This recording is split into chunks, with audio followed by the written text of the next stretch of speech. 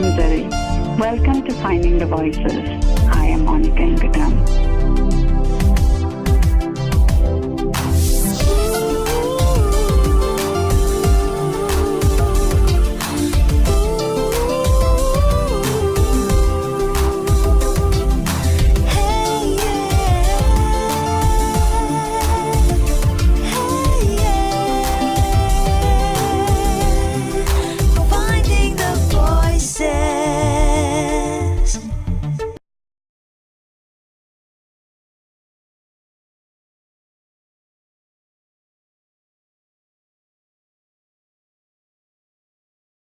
Koigi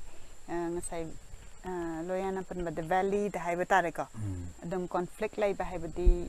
ethnic conflict adagi adugumba gi mammi tarak pa ngang sing sida o adu si gi universal concept se nature gi universal concept se muk humanity da muk kano tawbatu neba I believe, I personally believe, if you keep on saying I'm Meitei or I'm this tribe, I'm this, belong to this and that means you are the always shrinking to shrink to you're like becoming smaller and smaller. Adugi concept that the world becomes a conflict wherever. If I say I'm Meitei, then somebody comes and say I'm a Tangkhul, somebody comes and say that's Kuki, then there is the different kanoma story na. The pot to the Torokan the unity what level. If I say I'm just a human and maybe I'm saved by this geographical conditions sina natural things sina soil sina I labor altitude sina saved to me mani. I language is just kanoma ni hana consider di. For example, language ko mabudi kanon neba. Just tools communicative tools neba. Aduga ay sagat pa neba taisdi. For example, Meitei itself is a sagat pa neba. Matam do am hanaram bagi lantong naram bagi unity mas semgat taya da bagi Meitei si sagat li neba. Kana ningthong ne pala sagalaga aduga topal lamsina ma barbaric oibal lifestyle am leram banina sagalaga Meitei airport am sagalaga Meitei akoi Meitei gi hana taro patriotism am sagalaga khoji phuna ba khona ba hana ba da mateng oina bagi si sem po na ta neba aduna ka khoji universal level kan odati just you are just a human and I'm also human and just we have compassion in my heart. You also have compassion in your heart. Just relationship to the samidana and it makes too complicated. Have haja one in hadi khoji modern nate primitive oiba khoji culture se I think still it's still going on all over the world. As soon as you complex habidi akoigi ngasai gi haja gi banero view with the akoigi religion natragana caste natragana akoigi different race si da oiraga khatnabagi machaksi akoigi lamda su thokta banate yam thoibaneba masi thokpa sidaista hokalaiba angang sing sidadi adum violence oiba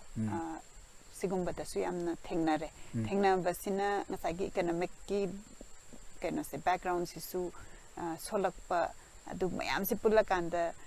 frustrated oiba khotpado adu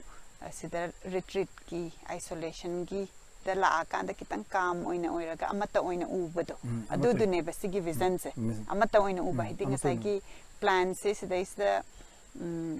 only one plan khatang hingba nate mayam si pulap hingminari ne ba sigi concept ne yam fazaba concept ne masi dug amata oina sina chawina tragana sina pi idinga sagi haije ngasa haibe kiba una the different oiraga di plant ni akoi hingalau si haibane ba idi si thira kanda o si khatang hingan se haibagi concept nate ba adugi to amuk koina humanity sida muk reflect the holak pane o yam nangai ta bada aduga angang ngasagi example bibi ki bada yamna khana chaina ba saugan ba angang na yamna engna tapna focus oina sigi impact sina thoki kain ta bada dam nangai sai ka sigi our looks the haitare just I'm human and you're human and I belong to the human race adu agadi just if I share something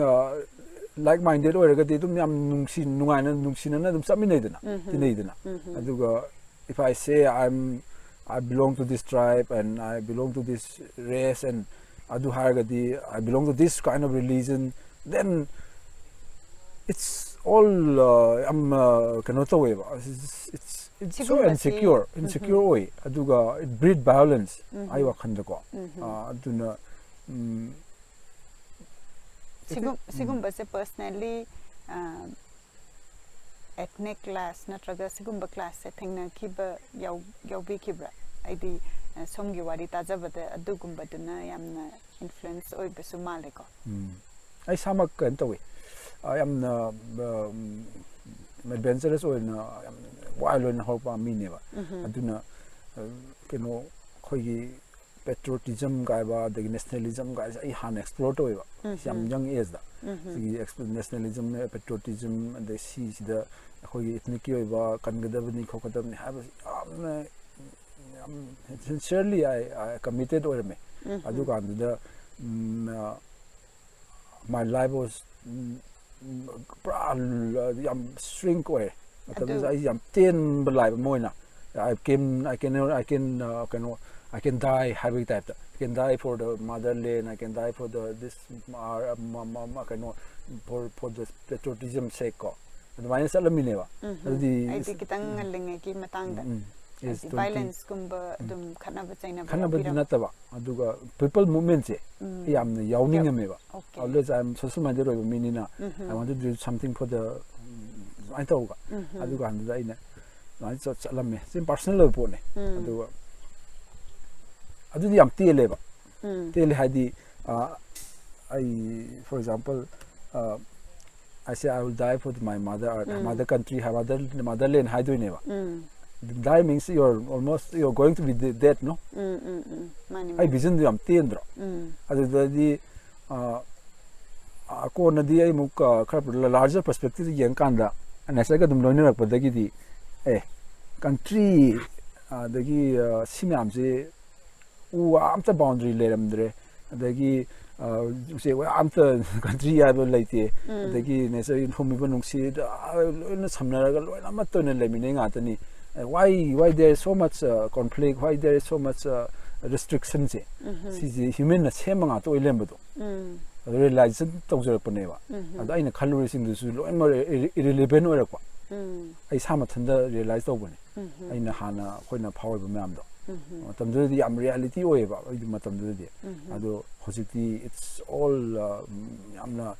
sagatpa dreamy oiba yam sagatpa mamna brainwash towa brainwashing gi pot amane na in konure aduna ai hajigi ai khoi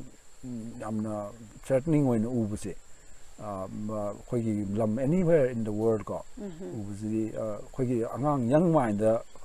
brainwash tobuse yam nuai de ai samak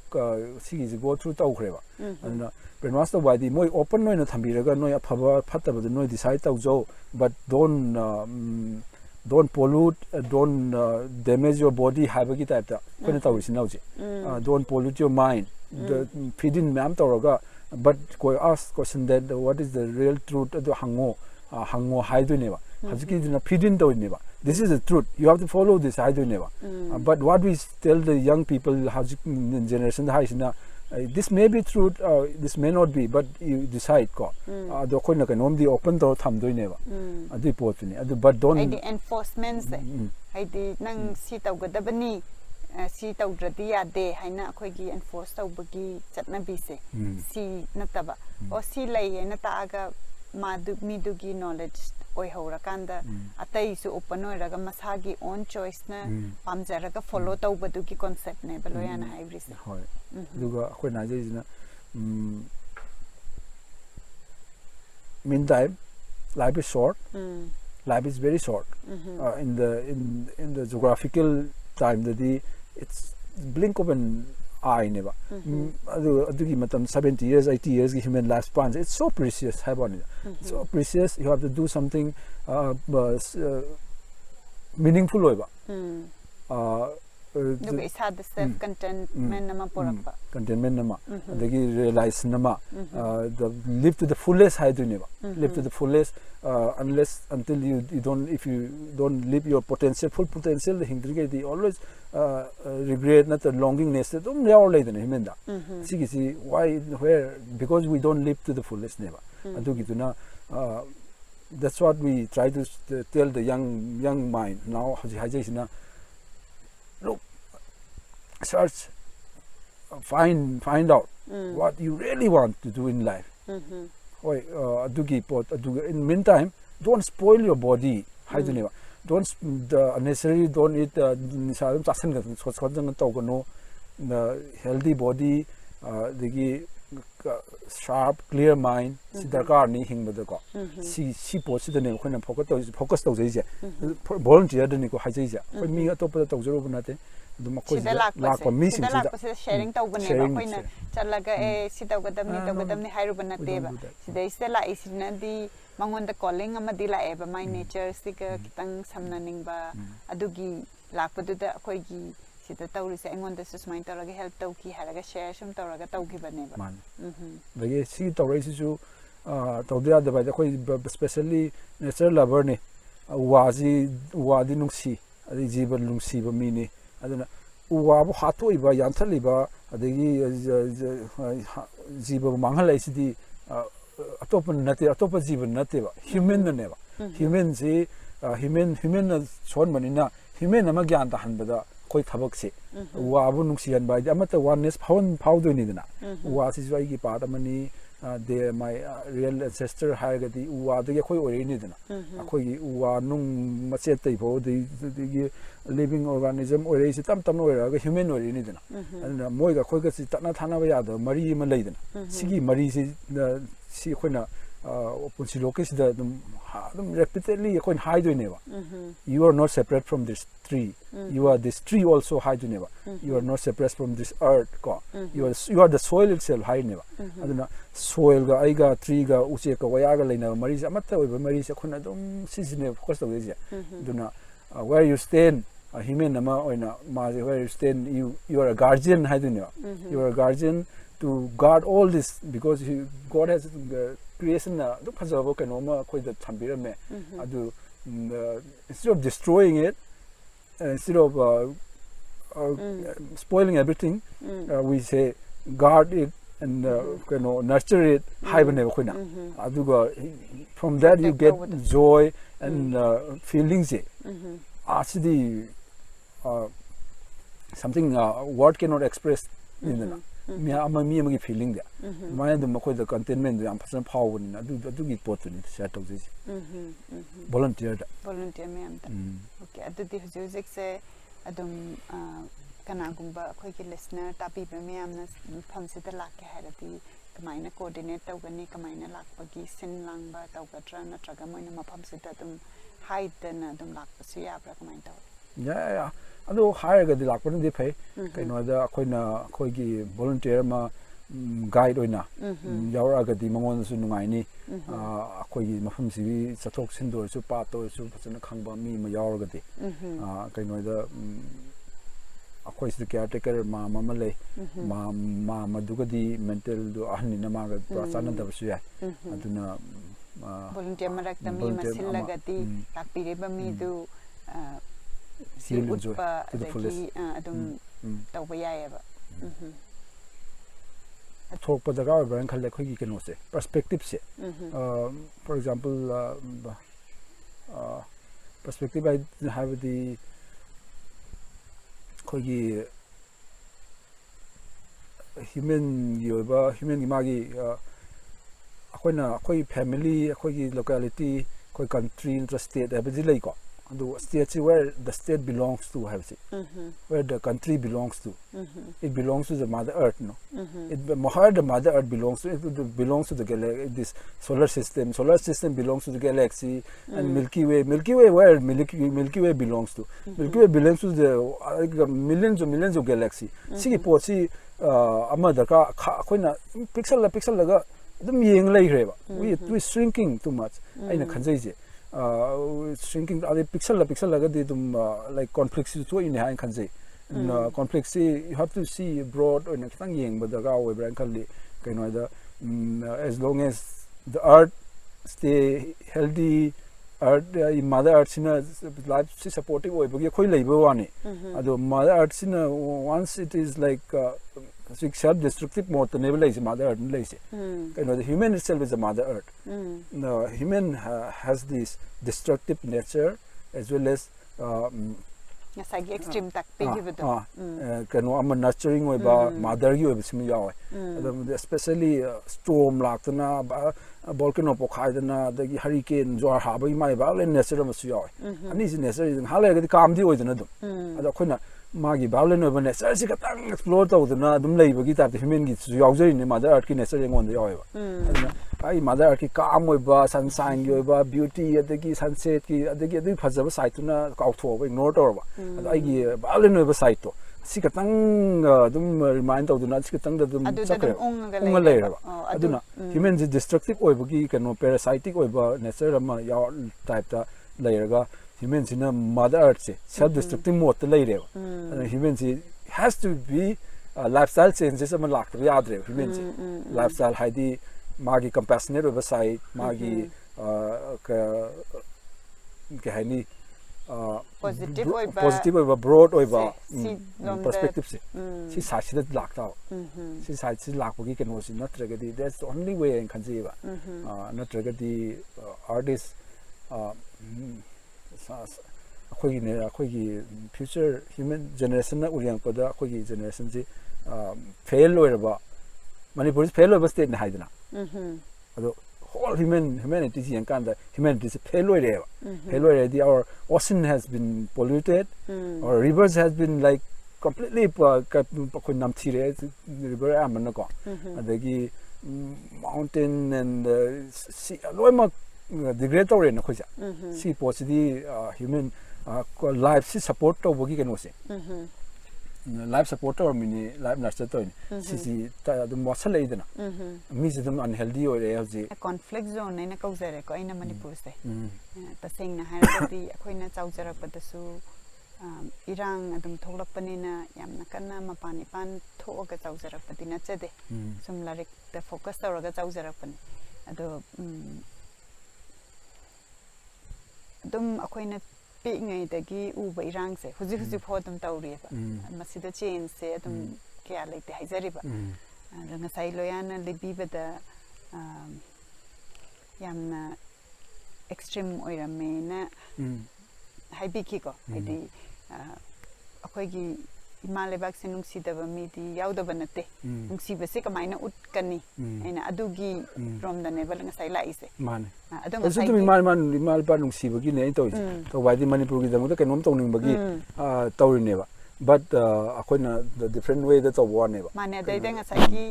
akoigi kharam nga sai haizaki the force oina and force oina si ka tang tawraga di nang na imale ba nungsiba ni haibagi su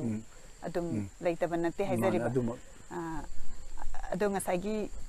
yamna extreme moina maina khalura kanda smaina chauthorok pase sigi turning point se kamaina turning point se kamaina toge da aina graduation the class 12 lawyer kanda graduation jai MCC Madras Christian College na one of the best colleges nebako jagi ba adugi MCC Tambram kano Madras le the college da is philosophy to ba the philosophy to kanda philosophy has the thinkers me amgi kan subject ni la aduna Greek ki the Indian philosophy maksigi existentialism me am saying on the sangak pane ba adu kan da ai akhoi campus isu khoi one of the most dense campus in the whole of Asia khoi kan se MCC is 360 acre ne ba campus saji leiba dagi mango sajlin dagi wild cat fox loi leba adu campus dagi influence ngon dum yor pa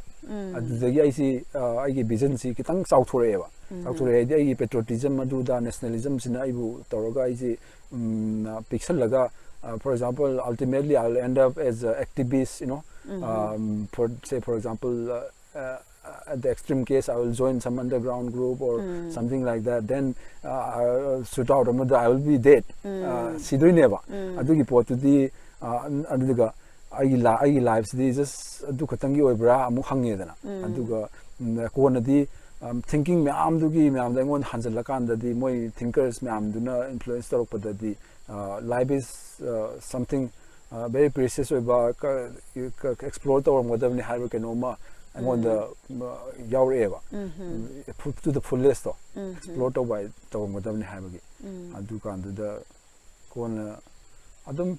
asigi broad oiba khar vision se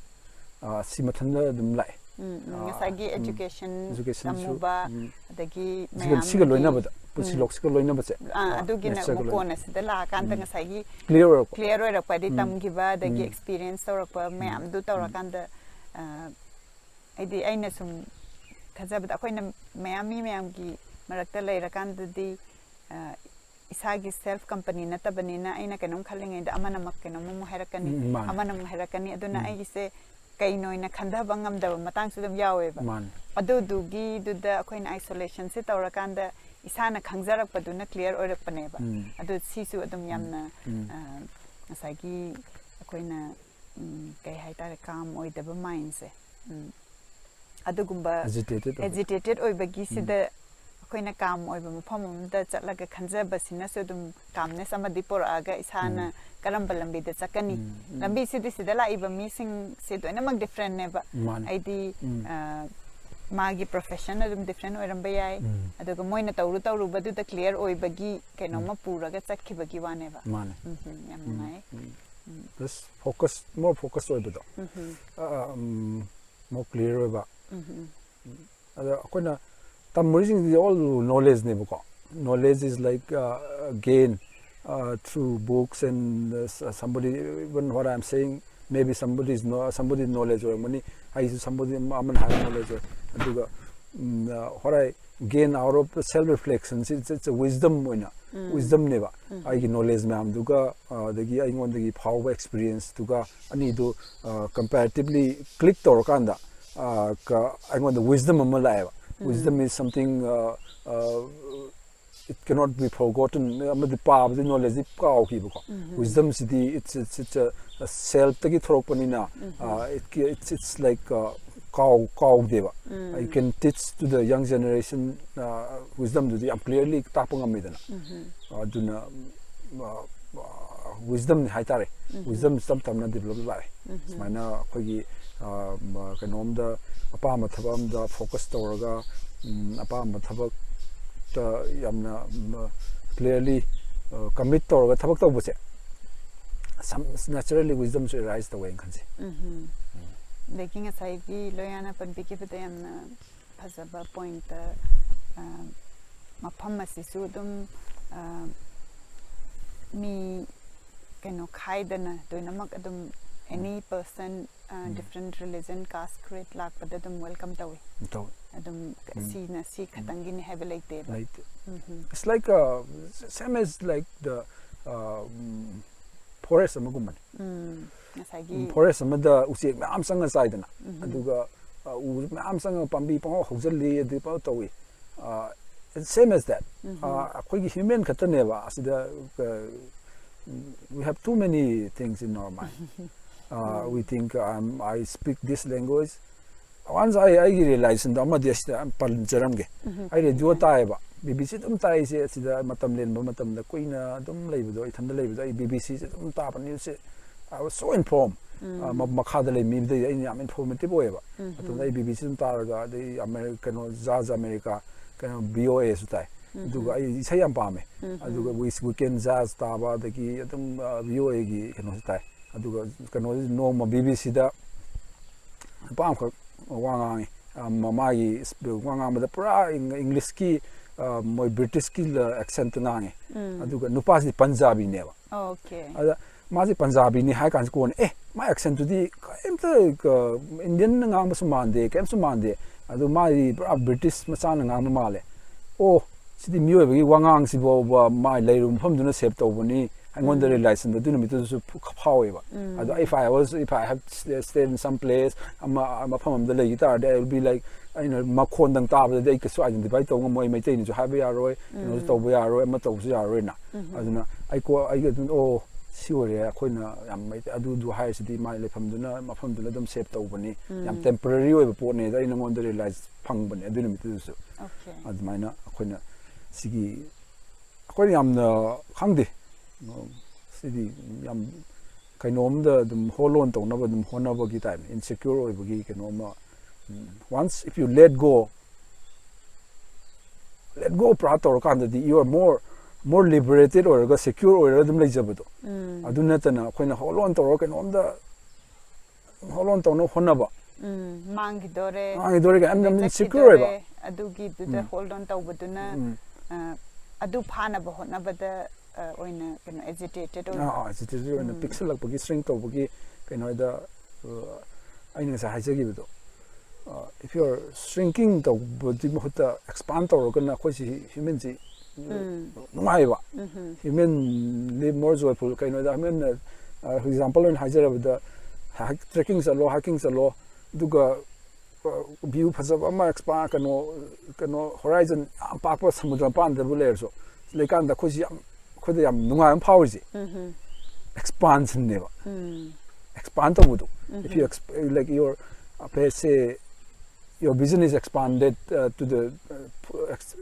horizon am la park panina ko expand to bagi nunga law fok ko to means release to bune dum always admaina human gi vision hai tare ma gi thinking se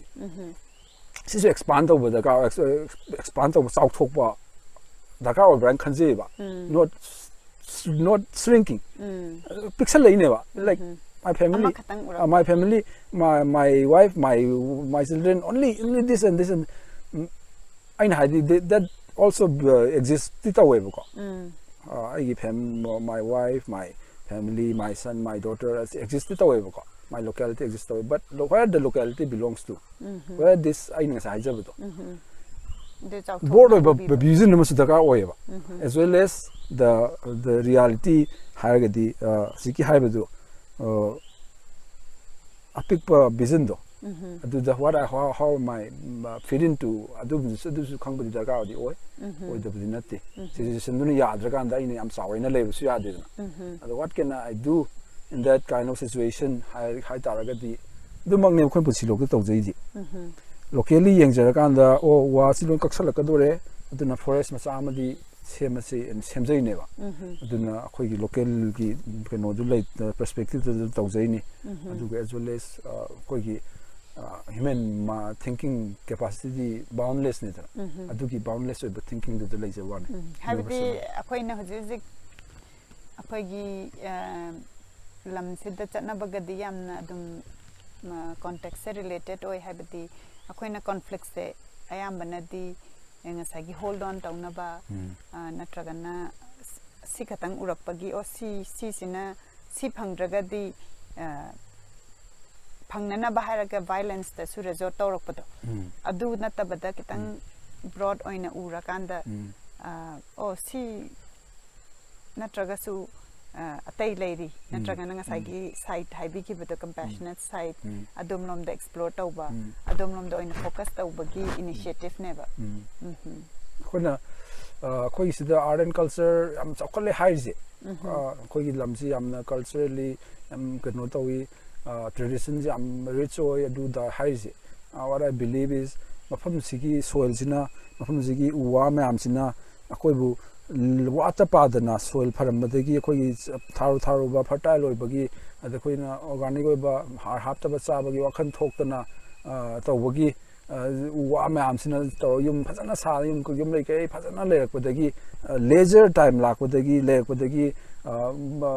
khoi art and culture explore to pade torok pane khoi traditional rich oi rei ne ba khoi na the khoi mafam si loimak degrade to khro khoi wa si lu kak thak khro khoi soil si import amuk fertile oi no khoi gi tam na khoi culture rich to bu sum mang hi ne ba kai no da it's all shaped by the environment and you is not different two different things you are the environment is you haija boni da inseparable oi ba po ne ba ni si just it's not even two it's just one you can see as one or two or also or one also one and I individually I yeng su ai and I'm me and bulak mon yeng basu ya ba du bi adu akoina always environment and me and separate on yeng ba mu hot ni kon ha jaisna adum pulap si amatani aduga koina art culture you hoke haragadi sibu art and culture kada gi lai no khoi gi traditional traditions ka lai no hai ta la mun yeng ta ga di khoi gi soil khoi gi lam sida leramba uwa dagi use waya dagi me am sigi amri le ne ba moji yo khotla kanda moji phajana le kanda khoi art and culture amuk han le mi sin ta ba amuk so dum create or khine ba amuk la khine ba do amuk me na udri ba por dum la khine ba khoi di han le ram do dum yoga du ka tang holon to le ne habi mong do dum yo si ga ni habi da to le na kai no habi da khoi gi ano bo thorok to be ne ba si ano bo si di it will come because khoi pai pu di la am la su am hai ba na te khoi thana kai mai rizaram ponte adu asai da umang wamang da le jiram ni adu moi na tor ma am da khoi na ji pau do khoi pai pu khoi words the masakta ine ba hoji photo chakhola ba lam si du chakhola ba ka no si sahi si ta ko khoi manipur pung so lo bu hai ro thang ta bu hai ro na am yeng ba yeng nei ne ba adu khoi pai pu lai ta sing develop tor mi ni adu kai na tor mi no ha mun ni yeng ba da ga wai ba kai na khoi pai pu sing du moi le mi surround du yam ina harmony da leram badagi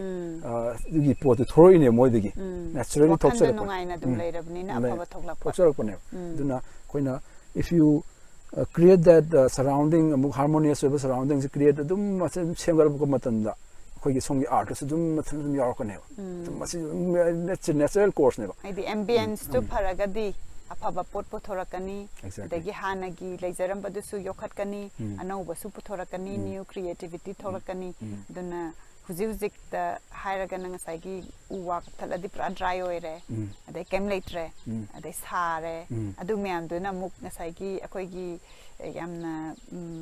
extreme the hairaga na conflict violence lom da leira kan da mutharak pado adu du safe tau se haibene ba yamna phajaba adu hana ji holon tawna ba mangi da na honai do honare ngai du da khana da na chaina da na launa da na adu da unga leibasi ungdana akoina kitang chauthoga change to shift ama pora kanda akoi meyam mi khuting ma pullaga tawraga di change to lakani soidana lakani odo lakbasi o nangna tawgadamni man tawrak train na khudum bi thindana isa isana tawba ngambado adugi change to lagadi akoi gi kamaina solve tawni khangdraba conflict se matomna dum solve taw khrane ba kai gina mama na aidi mama na aidi for example masagi mi amana magi amna frustrated oibadu any oibe ai calmness porakpa amana tawrakanda phangaga di mi myam do mai noin tawra di man oiraka doine ba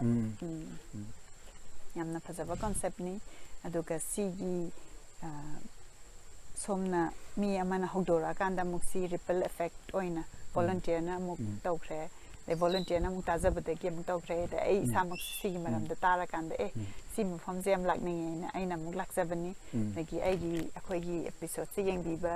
mayam na so muk sigi wari se tara kanda muk si da o moi mufam da gi yeng si haraga dum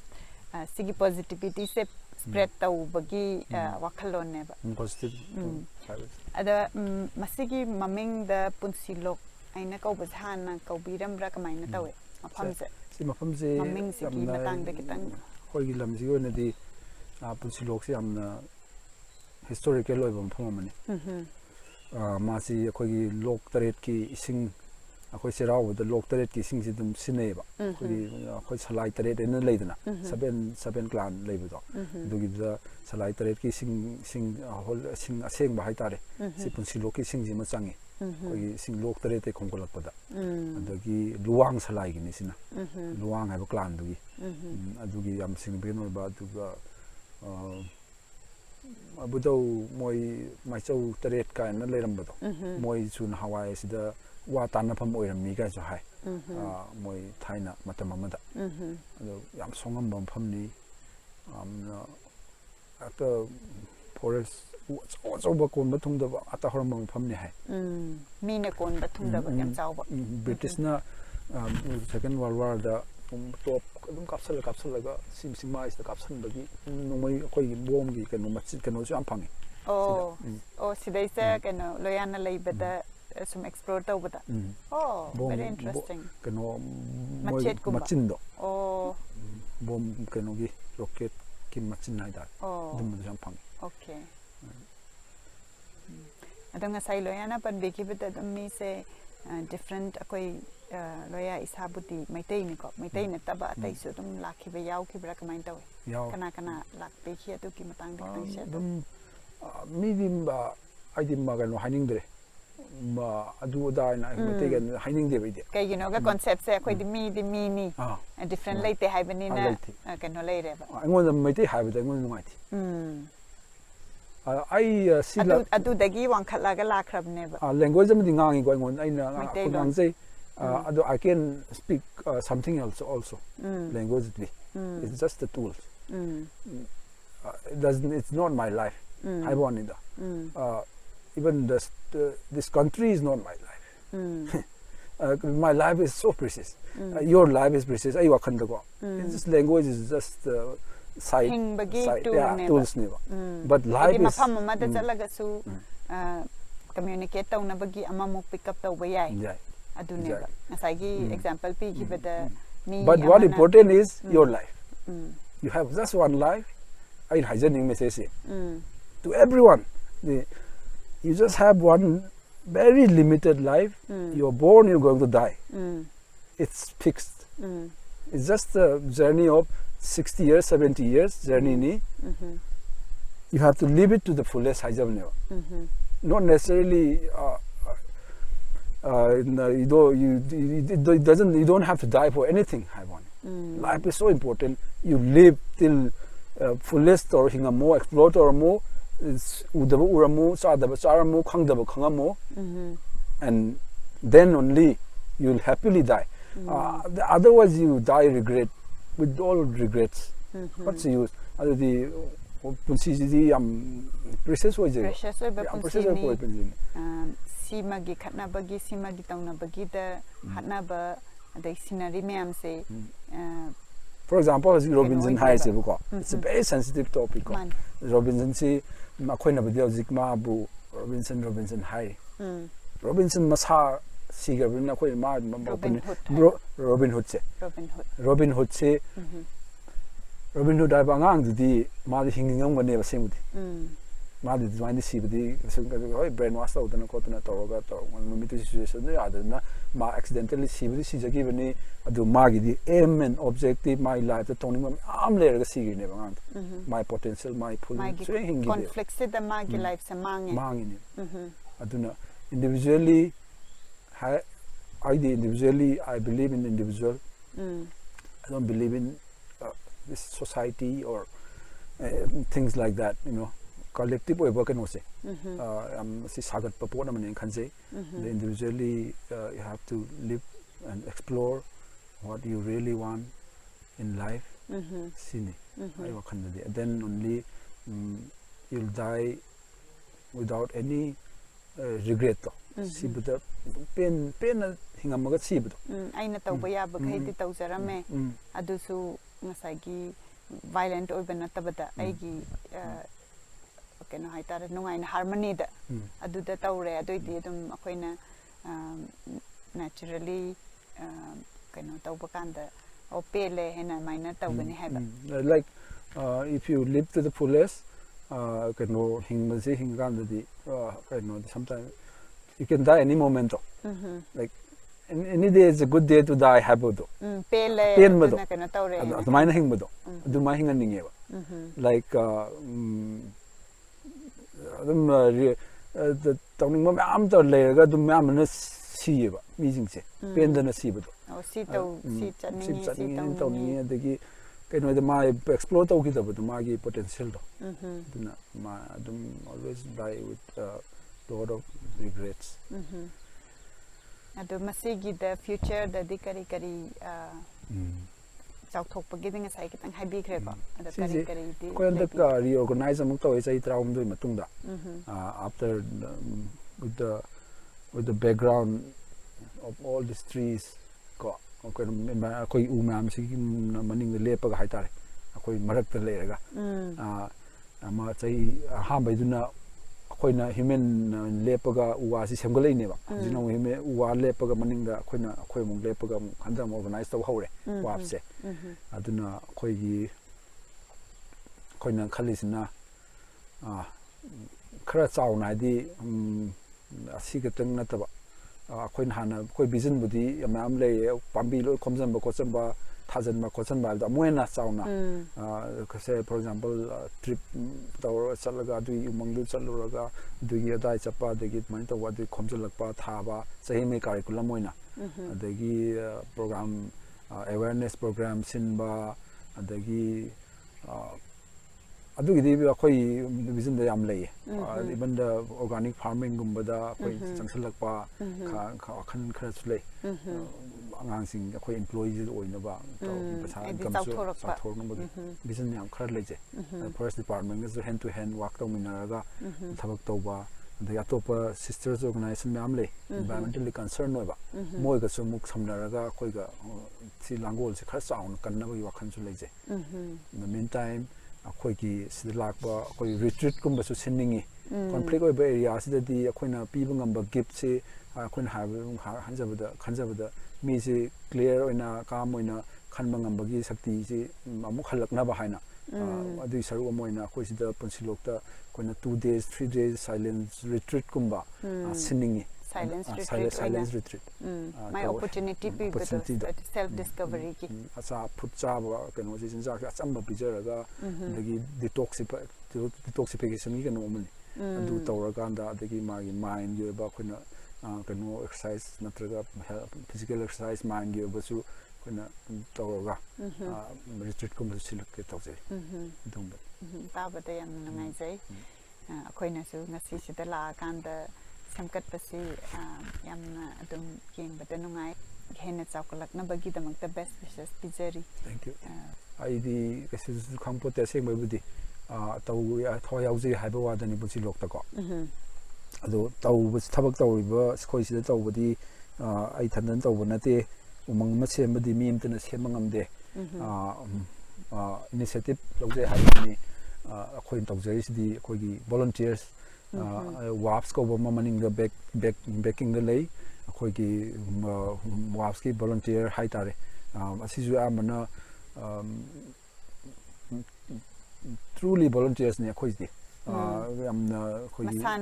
pamjaraga tawjaba dagi wa khoi kalisi ka phai kholi khanjaba khojaba adum mamina laga volunteers myam lay dedicated volunteers yam dynamic oi koi sida lay mi makhal lay aduga dumyam duna backing oyaga koi punsi logi samga chabang bani natragadi ngamoy ai thandana tawbus ngam so thabak nate ai just a small part amani aduna adumungai